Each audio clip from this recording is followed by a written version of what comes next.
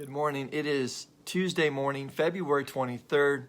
We are in the midst of the season of Lent, and today is day number 6.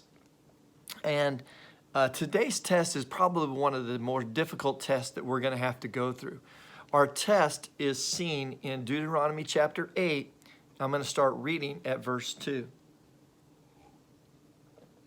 It says, "You shall remember all the way which the Lord your God has led you in the wilderness these 40 years, that he might humble you, testing you to know what was in your heart, whether you would keep his commandments or not.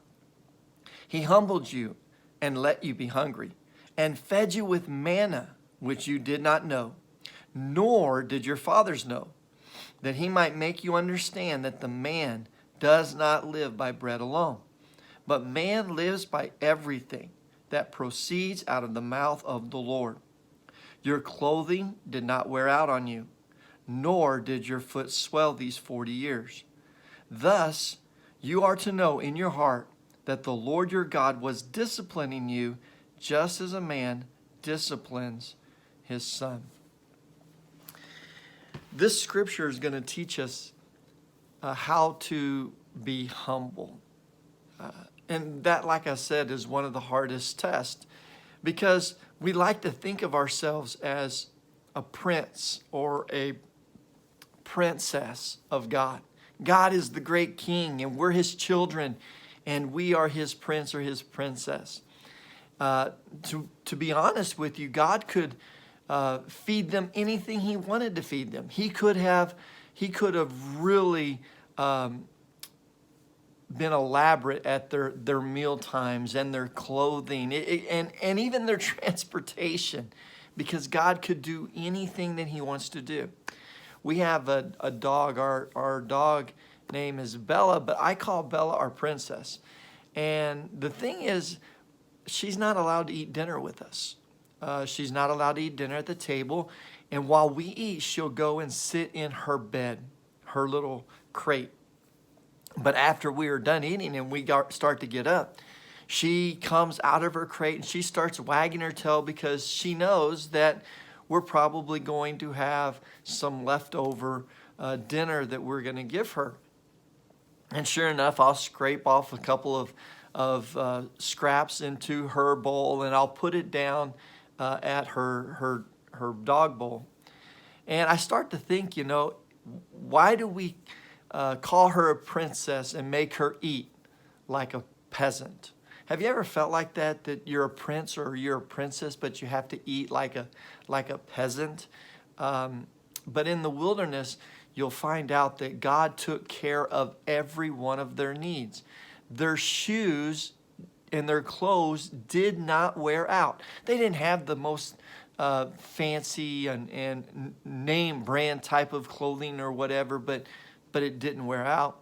And they had the food. God provided everything for them. It is so important for us to remember what it's like to have nothing, so that we can appreciate when we have a blessing, when God blesses us. Let me read the rest of this part here I want to share with you, starting with verse 16 now. So it's Deuteronomy 8, verse 16.